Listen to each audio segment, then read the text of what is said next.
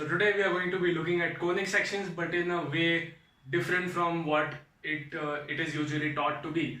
So usually you are taught that conic sections consist of three major kinds of shapes. So the first one is you can say hyperbola. So something like this. So sorry that graph is not so good, but you get the idea, right? So this is a hyperbola. You may get a parabola, which looks something like this, similar to the hyperbola, but there are a few subtle differences which you can see in the extreme cases. And the last one is an ellipse. Once again, that's not the best ellipse, but still my best try. So one special case of the ellipse is a circle. A nice special case. So you can also say that an ellipse is nothing but a squished circle. But yeah, these are the major three kinds of conic sections that you usually are taught about.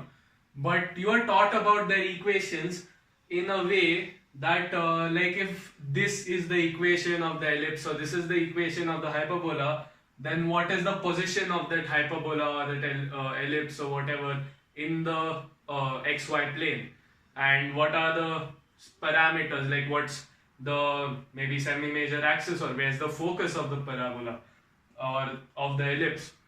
So these are the kinds of questions that the equation of the shape answers. But today I'm going to be giving you the equations of a hyperbola, parabola and ellipse, which answers some different questions. So they go back to the cone from which they came. So, okay, so let's say this is your cone. So obviously this is a two-dimensional section of the cone. So this is your y-axis, this is your z-axis. The x-axis is coming straight out of the board. So you have to visualize a bit. And so this is your cone. This is called the generator of the cone. So I'm just going to write gen. So this is basically the line which you spin around to get your cone. So this is called the generator of the cone, and this is called the angle of the generator. So let's say you have this cone whose generator's angle is alpha, and then you cut that angle, that cone, with a plane which makes an angle beta with the z-axis. And this plane is such that it is coming straight out of the board. It's not tilted. If it doesn't come down with the x-axis, it stays at the same height with the x-axis. So essentially it's parallel to the x-axis. So you have this plane which is parallel to the x-axis, and it cuts the z-axis at an angle beta, and you're also given that it is cutting the cone at a height h. So this is the information which you are given, and you have to make an equation of the conic section using these three parameters. So the conic section is basically going to be the place where the cone is sliced by the plane. So if the cone is something like this, and the plane slices it like this, then wherever the plane and the cone intersect, that is your shape whose graph you want. So now of course you can't plot that 2D graph in a three-dimensional space. That will be really tough. So instead what I'm going to do is I'm going to be plotting that 2D shape on a 2D plane. And which plane? Well, that plane is going to be this plane.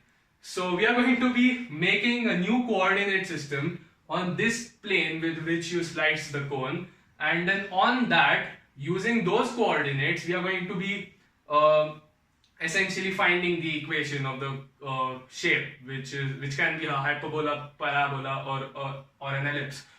So let's get started. So let's start with a few basic questions.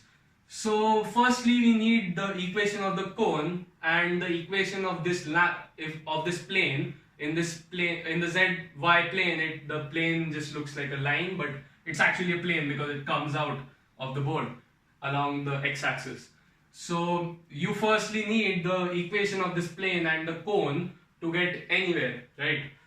So what is the equation of this cone? The cone is essentially a number of circles stacked upon one another, and the radius of the circle changes with z, right? So if you take a circle, let's say over here, for example, so when z is fixed at this value, which in this case is h, okay, so it can be anything, but I'm just taking a specific value. So if it's h, then it's going to be a circle which is of radius h, which is of radius h tan alpha. So why h tan alpha? Because if this length is also h, right? So if this is h, then tan is opposite upon adjacent. So tan is equal to this side upon h. So this side is equal to h tan alpha. You take h to the other side. So if this side is h tan alpha, the radius of the circle at this particular point is going to be h tan alpha. So the equation of this particular circle will be x square plus y square equals h tan alpha. If you h tan alpha squared, of course.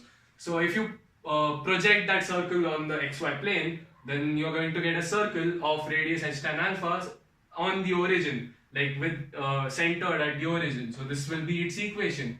And in general, if you take any arbitrary z, then this length which goes from this z axis to the cone is going to be z tan alpha. For a similar reason, why this is h tan alpha. So if this is z tan alpha, then for any particular z, the radius of the circle is z tan alpha. So in general, the equation of the cone will be x square plus y square equals z tan alpha instead of h tan alpha, because that h tan alpha was just a specific case. Right, so we have the equation of the cone here. So that's the cone. Now what about the plane? We know that the plane is parallel to the x-axis, so it isn't changing with respect to x. The partial derivative of the equation is going to be 0 with respect to x. So we don't have x in the equation, so whatever is going to be the equation of this line in the zy plane is the same as the equation of the plane in the xyz space. So what is the equation of this line? So we need some angles, right? We need to know what this angle is. So if you notice, this entire right angle triangle, so since this is a right angle, this is beta, so this must be 90 degrees minus beta. And if this is 90 degrees minus beta, this must be 180 degrees minus 90 degrees minus beta, right? Because it's a linear, those two angles are linear. So what does this evaluate to? This just evaluates to 90 degrees plus beta. So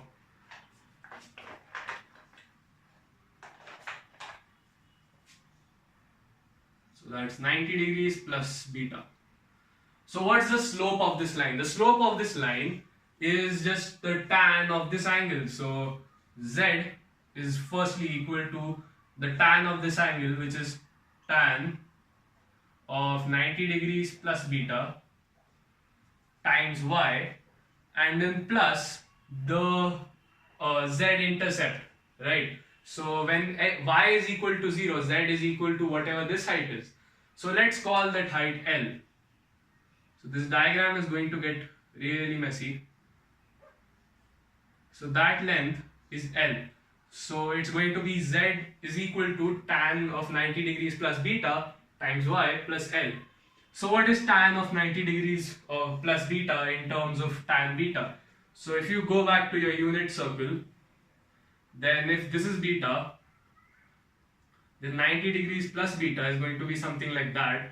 So that angle with the negative direction of the x-axis is 90 degrees minus beta, right? So because 90 degrees minus beta plus 90 degrees plus beta is 180 degrees. So if that is 90 degrees minus beta and in the negative direction, so this is just the tan of 90 degrees minus beta, but with a negative sign, because the sine of this angle is still positive, but the cos is negative, so tan becomes negative. And what is tan of 90 degrees minus beta? That's just cot of beta. So maybe I'll write it after erasing this.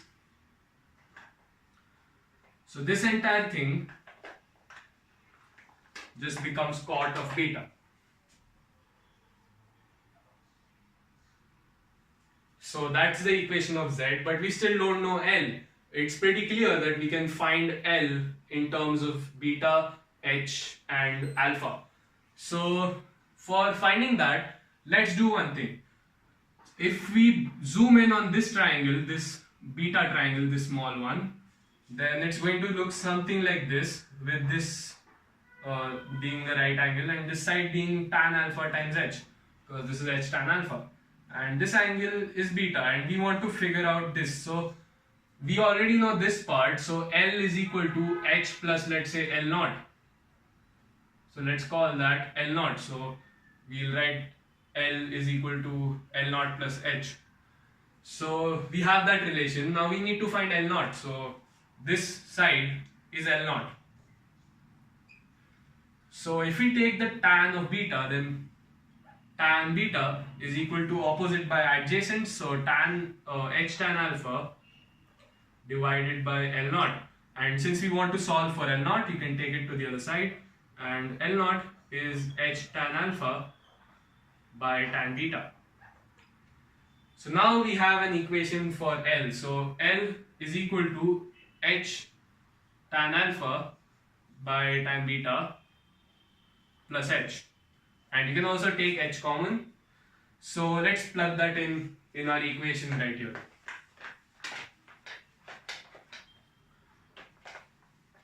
So I'm going to take h common, and if you take h common you get this, and tan alpha plus tan beta,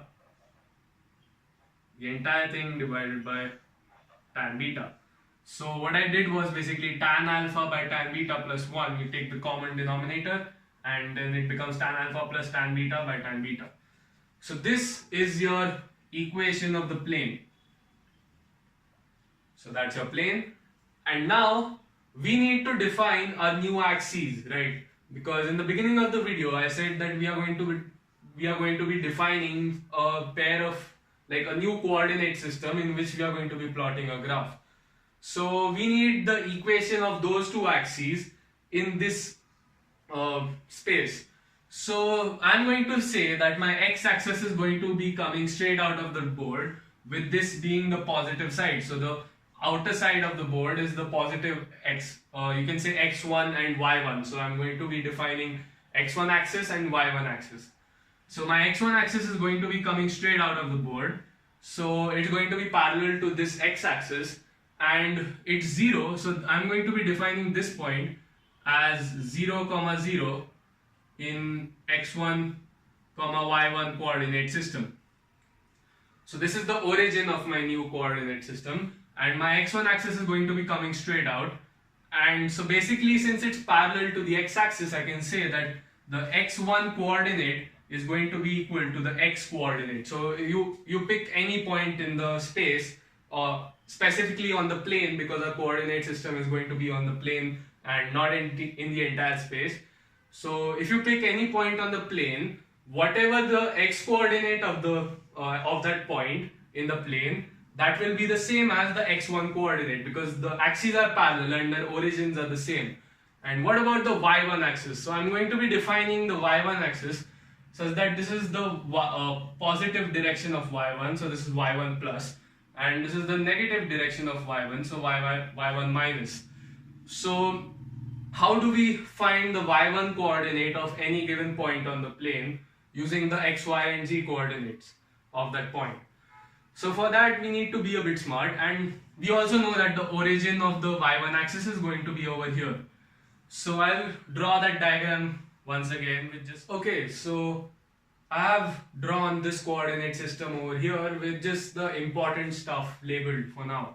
So now we had the y1 axis over here, which has the positive end over here, negative end over there. But now we have flipped the y1 axis because that's slightly easier to look at, since the dot product of y1 and y is positive in this case. So if you look, then this if you look at the procedure for turning this y-axis into the y1 axis, what you're essentially doing is that if this is the origin of the y1 axis of the y-axis, then you're basically first shifting it to the right a bit. So you're shifting it, or rather you're moving it up first. So you're moving it up first by h. So you're basically making something like this, right? This you're shifting the y-axis up by some amount, which is precisely h, because this distance is h. So if this is h, then but that doesn't really change the y coordinate, right? So if you choose any point on the plane, the y coordinate is still going to remain the same even if you shifted the y-axis up. So since that doesn't change anything, that's perfectly fine. The y coordinate doesn't change. So you move it up and then you move it to the right. And how much to the right do you move? You precisely move it by h tan alpha, right? Because the y0 is over here, but you want it h over here somewhere. So once you've drawn this line, you have the origin over here, but you want it over here. So what you do is you shift it to the right by h tan alpha, and once you do that, you're basically adding h tan alpha to each and every coordinate system, or sorry, subtracting h tan alpha from each and every coordinate system, because this point was supposed to be h tan alpha on y, but now we are saying that it's 0, so you're basically subtracting h tan alpha. So you have, so till now what we have is y minus, so you can say y minus h tan alpha, and then I'll leave some space, and that is equal to y1 prime. So this is the first part of our answer, and we are also rotating it, right? So once you've shifted it to the right by h tan alpha, you're also rotating it by a certain angle, and that angle is 90 degrees minus beta, but 90 degrees minus beta measured from the negative x-axis. So it's minus 90 degrees, minus of 90 degrees minus beta measured from the positive direction of the x-axis, right? So if that's the case, then basically you're stretching the entire y-axis, right? So basically you had it like this, and now you're rotating it, so you're stretching the y-axis. And by what factor are you stretching it? You're stretching it by this factor of sec of 90 degrees minus beta. So why sec of 90 degrees minus beta? Because if you draw a triangle, so if let's say this is your y prime axis, okay, so this is your y prime axis with its origin over here. So I know this is getting messy again. So if this is the y prime axis, then this is y prime minus, y prime plus. And if you draw a triangle with the y coordinate of a particular point, the y prime coordinate of a particular point and the y1 prime coordinate of a particular point, then let's say you choose this point, for example. So you'll get a triangle which looks something like this. So this is going to be a right angle, and this length, so this length is going to be a vector which has its tail at the origin of the y1 axis, and this is also going to be a vector which has its tail at the origin of the y prime axis, and they are both the same because we shifted the y axis to the right. So once you have that, basically you have these two vectors, and this vector's length is going to be y1 prime, and this vector is going to be y prime, and we need to find what is y1 prime in terms of y prime. So we know that this angle over here is beta, and this is 90 degrees minus beta. So I'll write it out here. So that's 90 degrees minus beta. Okay, so we have this triangle over here with one leg as y prime, as the y prime coordinate, and the other leg as the y1 prime coordinate, and we have this angle as 90 degrees minus beta. So what's cos of 90 degrees minus beta. Well, that's adjacent upon hypotenuse, so that's equal to y prime by y1 prime. And we can, since we want to solve for y1 prime, we can take the cos to the denominator, and we get y1 prime is equal to y prime times sec of 90 degrees minus beta. So where did the sec come from? Well, that's 1 upon cos. So once you take the cos in the denominator, it becomes sec. So we have this relation. And what is y prime? Now y prime is just the y but shifted to the right by h tan alpha. So y prime is this y minus h tan alpha. So since we have y1 prime is equal to y prime times sec 90 degrees minus beta, and y prime is this, you have written down the same thing essentially. So now we know what y1 prime is. But we wanted to figure out what y1 is. So what is y1? Well, y1 is just y1 prime but flipped, because y1 has its negative end over here but y1 prime has its positive end over here. And the origin is the same, so you can just say that the negative of this is equal to y1. And we finally solved for y1. So that was much tougher than solving for x1, because we could directly say that x1 is just equal to x since the axes were parallel. So we have this equation which is important and this equation which is important. And of course these two equations are also important. So now you may ask, now what? Now how do we get the equation of the shape on the plane? So to do that, you basically need to figure out a relationship between x1 and y1, right? Because that relationship is precisely the equation of the shape. So now what you need to do is, first we'll solve for y from this equation, so that we can plug it into this equation and find z in terms of y1. And once we do that, we can substitute everything in this cone equation and we get our final answer.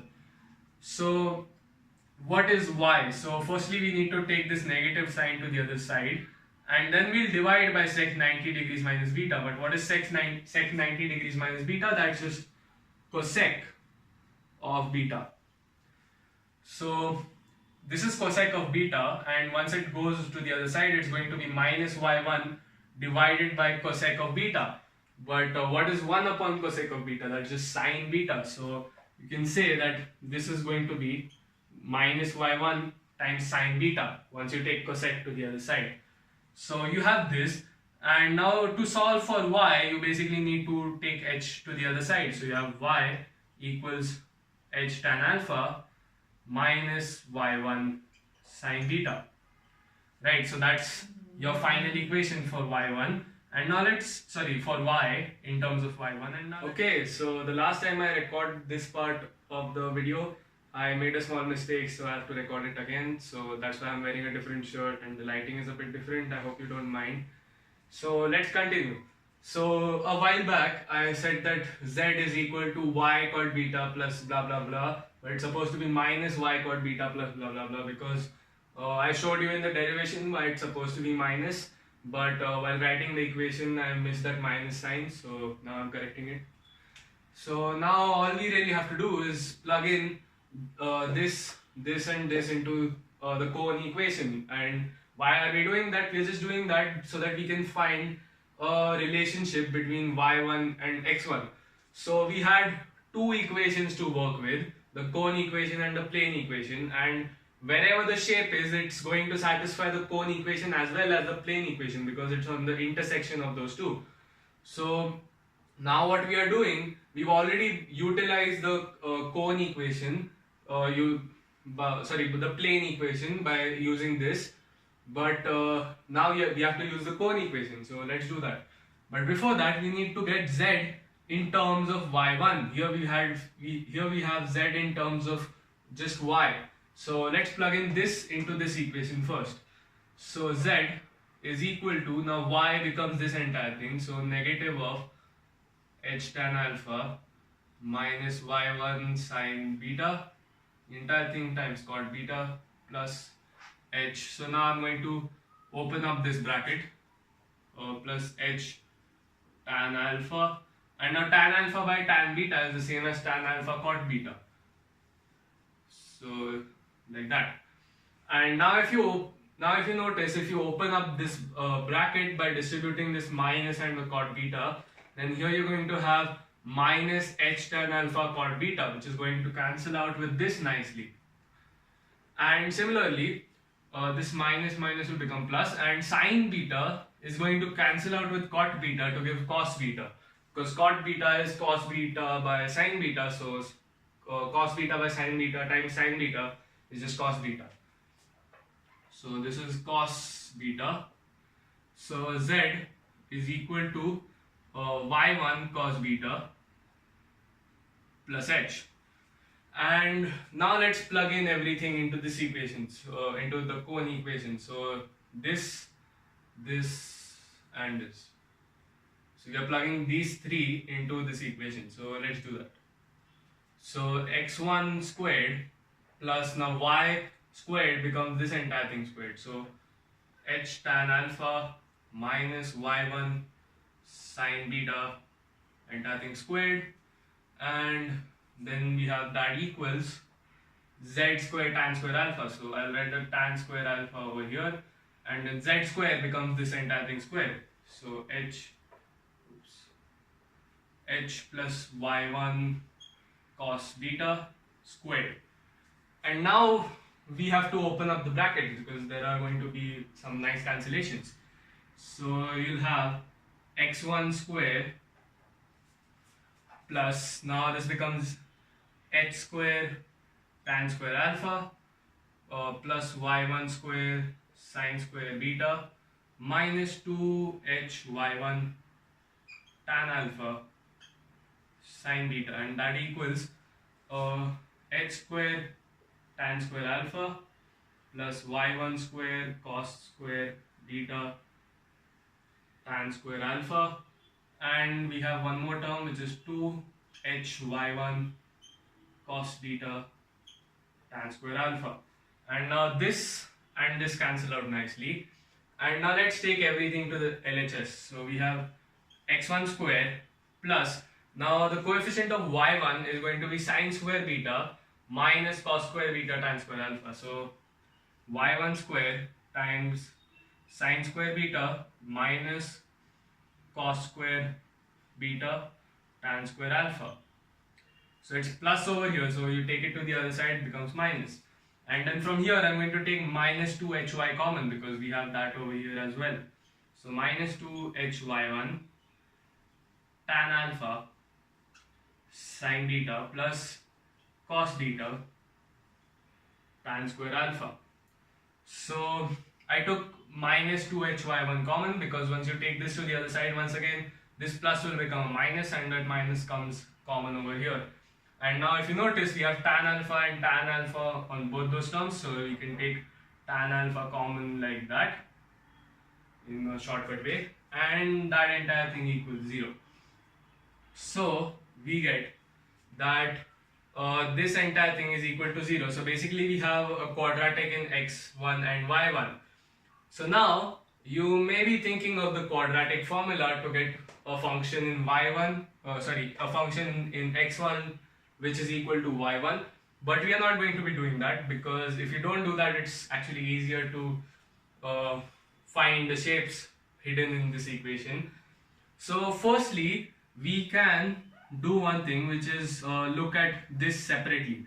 So this coefficient, if you say that tan alpha is just tan sine alpha by cos alpha, and then you take the cos square alpha common on both the terms by taking the common denominator, you're going to get something like this: sine square beta cos square alpha minus cos square beta sine square alpha, whole thing divided by cos square alpha.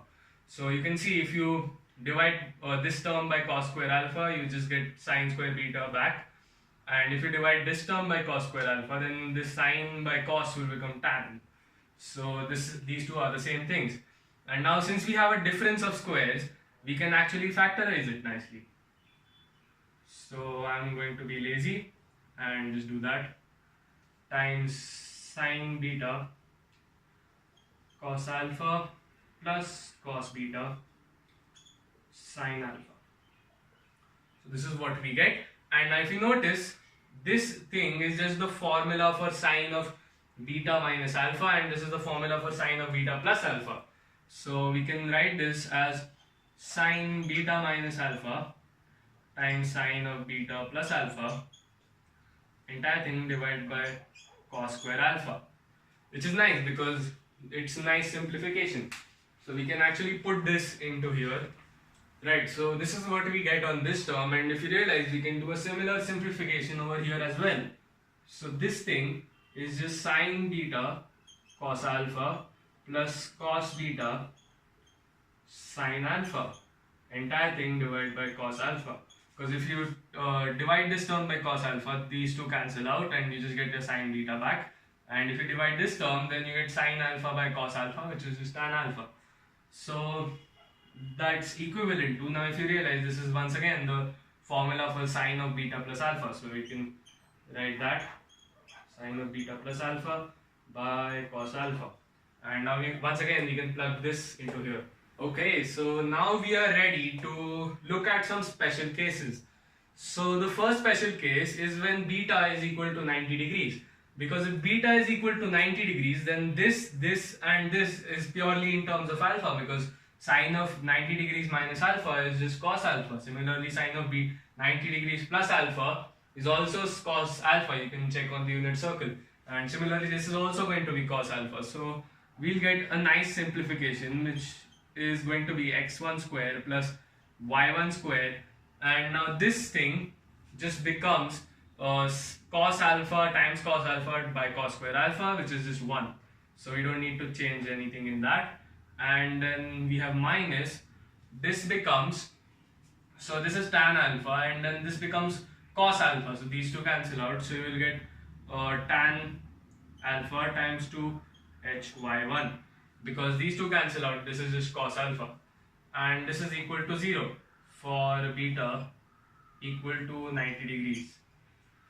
And now we can use completing the square on this these two y1 terms. So we'll get x1 square plus y minus 2h tan alpha whole squared is equal to the square of h times tan alpha, which is just h square tan alpha, tan square alpha actually. So if you see, you are adding this thing to both the sides of the equation so that you can complete the square. And this is the equation of a circle, which has its center at this is supposed to be h tan alpha, yeah. So it has its center at x equal to 0 and y equal to h tan alpha, and it has a radius of h tan alpha. So you can see that it passes through the origin. So if you draw the diagram, then it's going to look something like this, where this height is h tan alpha and this length is also h tan alpha. So it's because the radius is h tan alpha, so it passes through the origin, and that makes sense because it's supposed to pass through the origin. Because if you go back to your cone and your plane is something like this, the origin is right here. So whatever shape you get is of course going to pass through the origin, because if it doesn't pass through the origin, we've got a problem. Because the cone passes through the origin, the plane passes through the origin, and wherever the cone and plane intersect is where your shape is. So if the shape is going to be on the cone and on the plane simultaneously, it must pass through the origin, and it makes sense. And in this case, beta is 90 degrees, so this angle is 90 degrees. So I can draw the figure once again. Okay, so this is your cone and beta is 90 degrees, so the plane looks something like this. And we know that this angle is alpha and this height is h. And so it makes sense that the radius of the circle is h tan alpha, because the plane is intersecting the cone where the radius of the circle, the you can say contour, is h tan alpha. So the radius should be h tan alpha, and it turns out to be h tan alpha, which is good. So we can see that our equations make sense. And this is the circle, so you can write it over here, I guess. Okay, so this is our equation of the circle and it's for beta equals 90 degrees. Okay, so now the next special case is where beta is greater than alpha.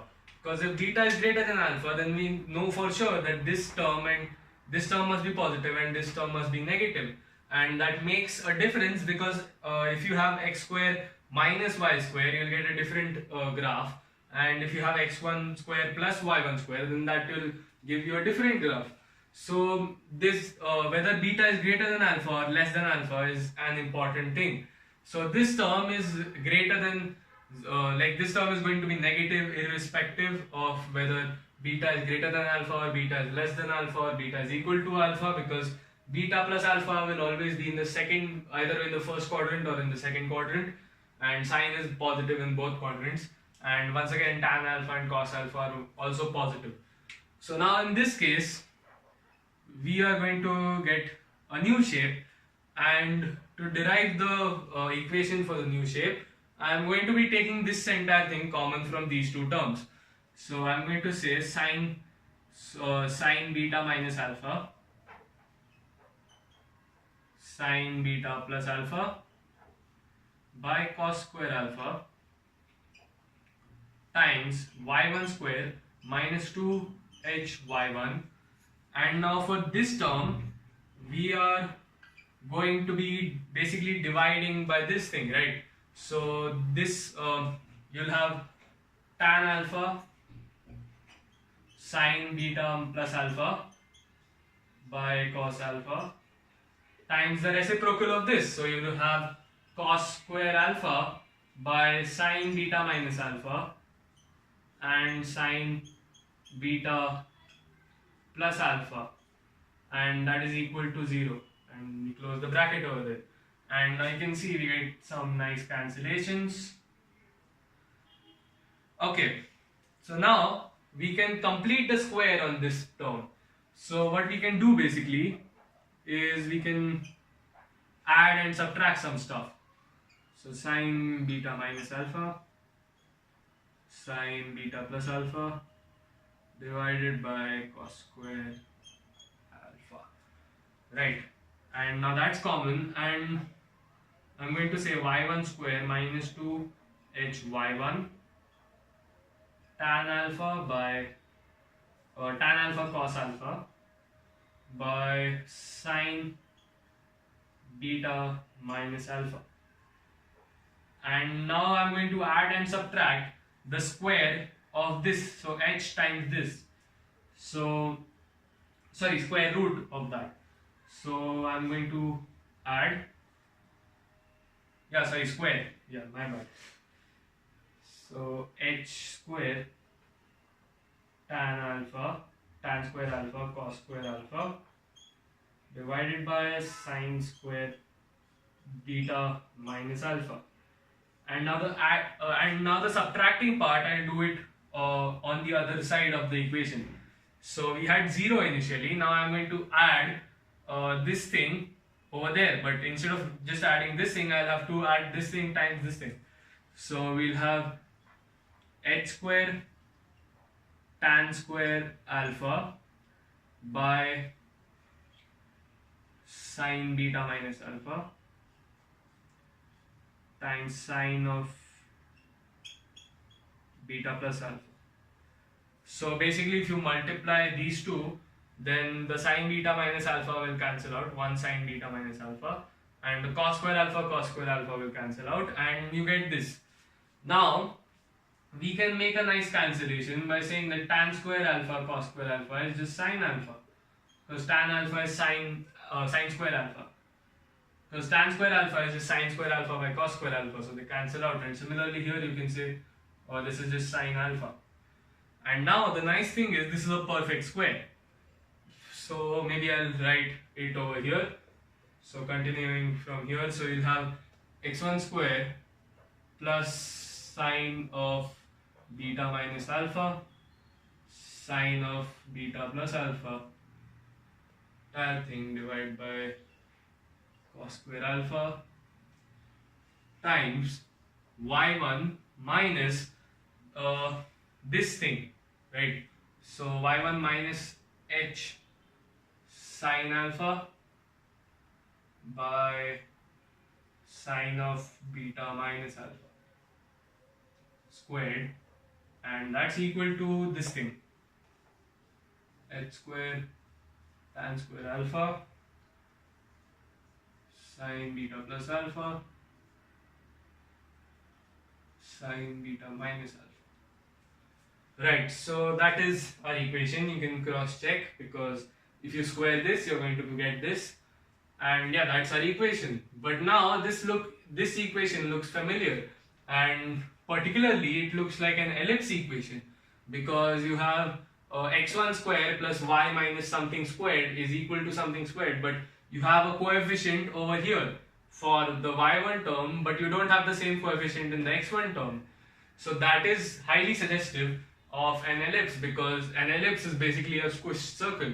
So the equation of, like, the general equation of an ellipse is x square by a square plus y square by b square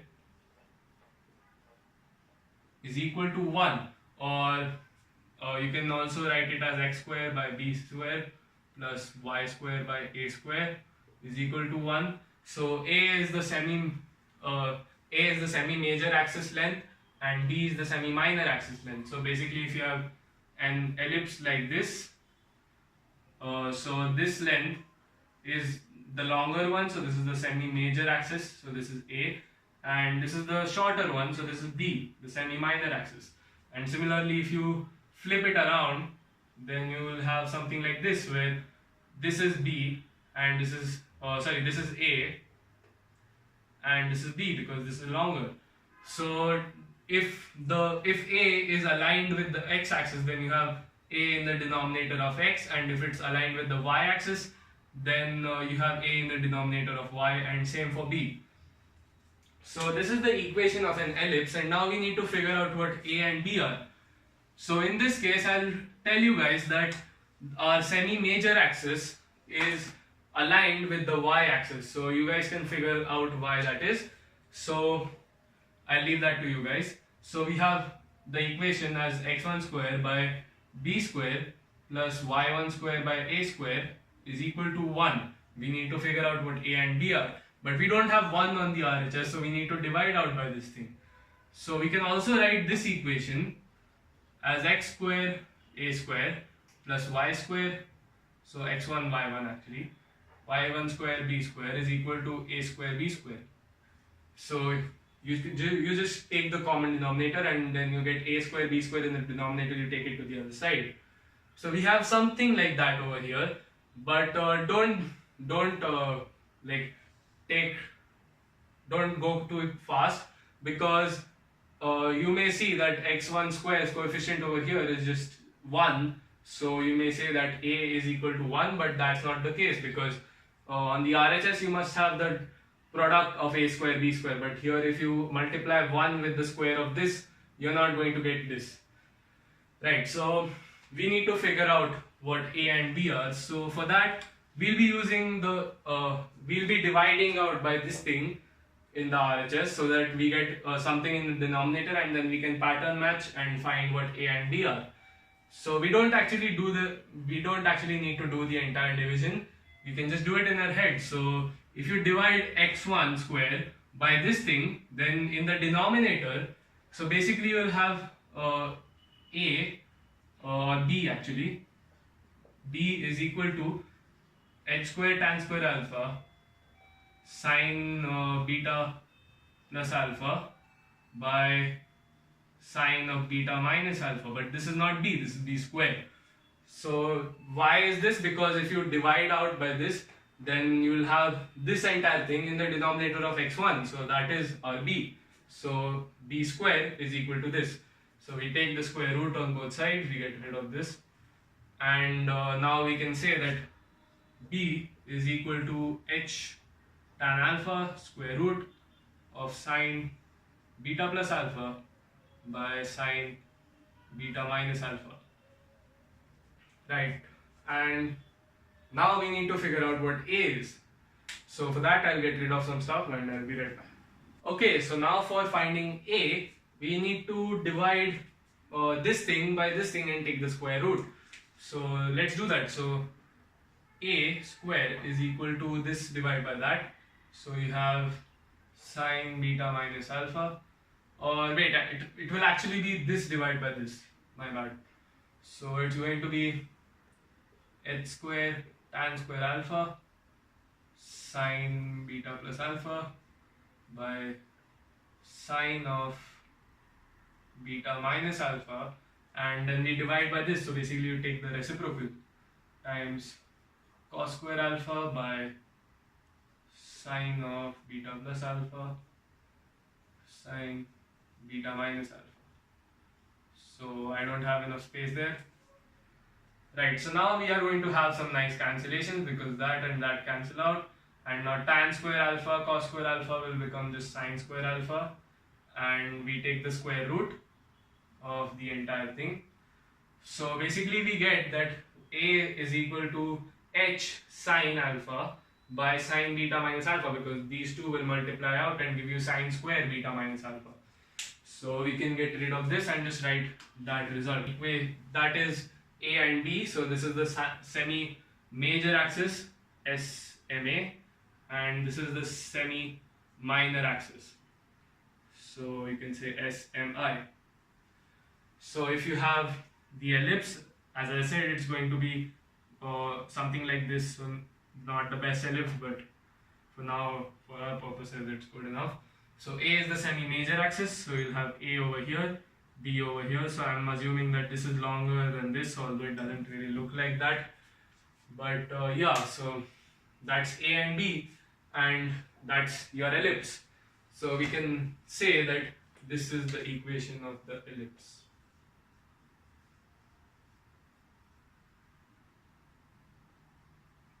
And we can also write beta greater than alpha. So yeah, now we have a few more special cases to consider. So one special case is that beta is equal to alpha, because then this term, the y square term, is going to become 0. So we'll have beta equal to alpha implies that x1 square plus, so this term becomes 0. So you just have minus 2hy1, and now sine of beta plus alpha is nothing but sine of 2 alpha. So tan alpha sine of 2 alpha divided by cos alpha and equal to 0.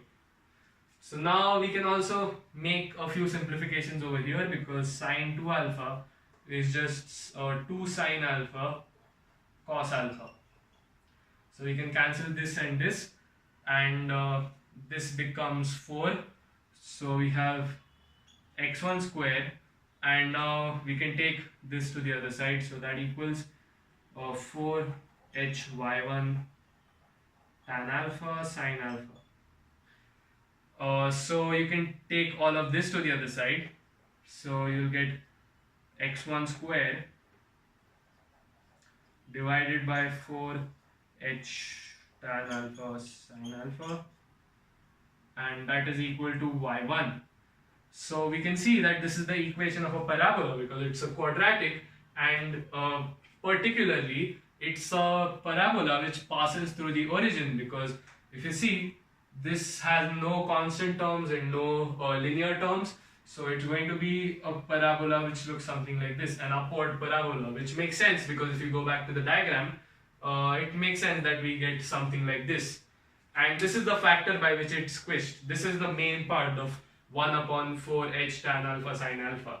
So that is what we were looking for. Like we could have, like anyone could have predicted that it should be an upward parabola, and it should be like touching the origin. But this 1 upon 4h tan alpha sine alpha factor is what matters. So once again we can get rid of this, and we can add our parabola equation to our collection. Okay, so now we have one more special case to go, where beta is less than alpha. So this becomes negative, and so does, and this stays the same. So we'll just actually have this equation, the ellipse equation, but wherever you have sine beta minus alpha, you just make that into minus sine of alpha minus beta. So our equation will look something like this. So I can just write it directly over here. Okay, so this is what we get as the hyperbola equation for beta less than alpha. And if you see, it's going to be a hyperbola which looks something like this. So that's not the best hyperbola, but so it's going to look something like this. So we know that it must be passing through the origin, because well, you can go back to the figure and you can also say that the quadratic was like it had only x1 square plus something times y1 square plus something times y1, and that is equal to 0. So if you put x1 equal to 0 and y1 equal to 0, obviously it must satisfy. So it passes through the origin, and it's going to be an upward and downward hyperbola and not a right and left hyperbola, because if you see, for a left and right hyperbola, you need x1 square minus y1, like y1 plus something or y1 minus something, doesn't really matter, square is equal to a positive constant. So if we have it that way, then you're going to get a right and left hyperbola. But since we have x1 square minus something something something y1 square is equal to a negative constant, we'll have an upward downward hyperbola. So these are the 4 equations, and you may ask, what's the use of all this? So the use is that usually we are taught the equations of these 4 shapes in a way which answers the question that where is it located, and like by what factor is it squished and all of that. So the equation of let's say a circle may tell you where its center is on the xy plane. It may tell you where like what its radius is, but this equation answers some different questions. So this equation answers the question that what cone was used to make this shape, and which plane was used to make this shape, and also what height was the plane cutting the cone at. So if you go back to the diagram, you can see all of that. So these equations are maybe not so useful for geometry in the usual scenarios, but if you go back to the very origin of these 4 shapes, which is the core and the plane, these equations are the fundamental equations of these 4 shapes, and the ones which tell you the location on the xy plane and all are secondary. So I hope you guys had fun in deriving these interesting equations, and I hope you guys were taken aback by the results, and thank you for watching. Hope you guys enjoyed.